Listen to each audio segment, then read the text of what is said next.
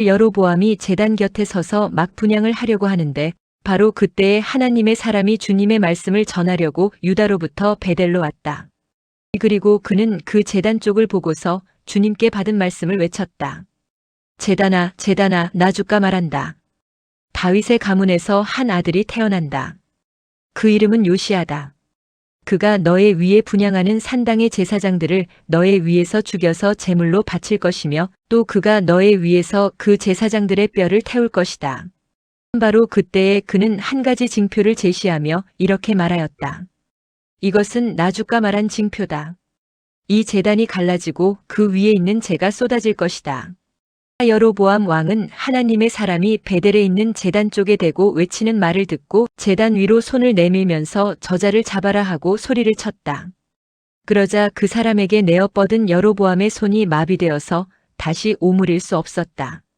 그리고 곧 이어서 하나님의 사람이 주님의 말씀으로 제시한 징표대로 그 제단은 갈라지고 그 제단으로부터는 재가 쏟아져 내렸다. 그러자 왕은 하나님의 사람에게 제발 그대의 주 하나님께 은총을 빌어서 내 손이 회복되도록 기도하여 주시오 하고 청하였다. 하나님의 사람이 주님께 은총을 비니 왕의 손이 회복되어서 예전과 같이 되었다. 이에 왕은 하나님의 사람에게 말하였다. 나와 함께 집으로 가서 피곤을 풀도록 합시다. 그대에게 선물도 주고 싶소. 그러나 하나님의 사람은 왕에게 이렇게 말하였다.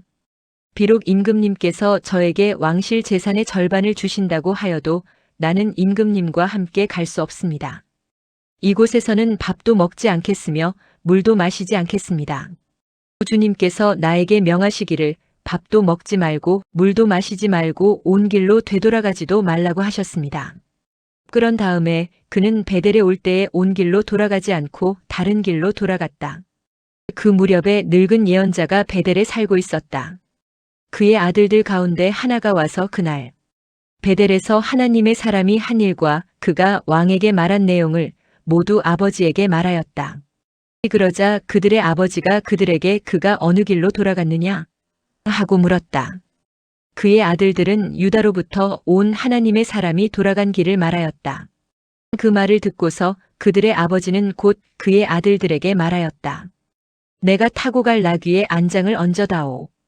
그들이 아버지가 타고 갈 나귀에 안장을 얹으니 그는 나귀를 타고서 하나님의 사람을 뒤쫓아갔다. 마침내 그는 상수리 나무 아래에 앉아있는 하나님의 사람을 보고 물었다. 그대가 유다로부터 온 하나님의 사람이요? 그러자 그가 대답하였다. 그렇습니다. 그는 하나님의 사람에게 말하였다. 함께 우리 집으로 가서 무엇을 좀 잡수시고 가시지요. 하나님의 사람은 대답하였다. 나는 노인 어른과 함께 돌아가서 노인 어른의 집에 들어갈 수 없습니다. 또 이곳에서는 누구와 함께 밥을 먹어도 안 되고 물을 마셔도 안 됩니다. 주님께서 나에게 명하시기를 여기에서는 밥도 먹지 말고 물도 마시지 말고 온 길로 되돌아가지도 말라고 하셨습니다. 그래서 그는 하나님의 사람에게 이렇게 말하였다. 나도 그대와 같은 예언자여. 주님께서 천사를 보내셔서 나에게 말씀하시기를 그대를 내 집으로 데리고 가서 밥도 대접하고 마실 물도 대접하라고 하셨소. 그런데 그것은 거짓말이었다. 이렇게 해서 하나님의 사람은 이 늙은 예언자와 함께 가서 그의 집에서 밥을 먹고 물도 마셨다. 그들이 이렇게 식탁에 함께 앉아 있는데 주님의 말씀이 하나님의 사람을 데려온 그 예언자에게 내렸다. 그는 유다에서 온 그 하나님의 사람에게 이렇게 외쳤다. 주님께서 말씀하십니다. 당신은 주님의 말씀을 어기고 당신의 주 하나님께서 당신에게 말씀하신 명령을 지키지 않았습니다. 당신은 주님께서 밥도 먹지 말고 물도 마시지 말라고 말씀하신 곳에서 밥도 먹고 물도 마셨습니다. 그러므로 당신의 죽음은 당신 조상의 무덤에 묻히지 못할 것입니다. 그 늙은 예언자는 하나님의 사람이 밥을 먹고 물을 마신 뒤에 나귀 등에 안장을 얹어주었다. 이에 그 사람이 길을 떠났다. 그는 길을 가다가 사자를 만났는데 그 사자가 그를 물어 죽였다. 그리고 그 주검은 길가에 버려두었으며 나귀와 사자는 그 주검 옆에 서 있었다. 길을 지나가는 사람들은 길가에 버려둔 주검과 그 주검 가까이에서 어슬렁거리는 사자를 보았다. 그들은 그 늙은 예언자가 사는 성읍으로 돌아와서 이 사실을 널리 알렸다. 길을 가는 하나님의 사람을 자기 집으로 데리고 간 그 늙은 예언자가 이 말을 듣고 말하였다. 그는 틀림없이 주님의 말씀을 어긴 그 하나님의 사람일 것이다. 주님께서는 전에 그에게 말씀하신 대로 그를 사자에게 내주셔서 사자가 그를 찢어 죽이게 하신 것이다. 그리고 그는 또 자기의 아들들에게 나귀의 안장을 지우라고 하였다. 그들이 나귀의 안장을 지워놓으니 그는 곧 가서 길가에 있는 그 주검을 찾아내었다.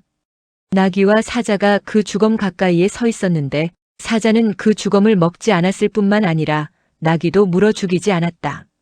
예언자는 하나님의 사람의 주검을 나귀 등에 싣고 자기의 성읍으로 옮겨와서 곡을 한 뒤에 묻어주었다. 그 주검을 자기의 무덤에 안장하고 나서 그 늙은 예언자는 아이고 내 형제여 하면서 통곡을 하였다. 장사를 마친 뒤에 그는 자기 아들들에게 말하였다. 내가 죽거든 너희는 나를 이 하나님의 사람이 묻힌 곳에 같이 묻어다오. 나의 뼈를 그의 뼈 옆에 두어라. 그가 주님의 말씀을 받아서 베델에 있는 제단과 사마리아 성읍 안에 있는 모든 산당을 두고 외친 그 말씀이 그대로 이루어질 것이다. 이런 일이 생긴 뒤에도 여로보암은 여전히 그 악한 길에서 돌아서지 아니하고 오히려 일반 백성 가운데서 원하는 사람은 누구든지 산당의 제사장으로 임명하였다. 그런 일 때문에 여로보암 가문은 죄를 얻었으며 마침내 땅에서 흔적도 없이 사라졌다.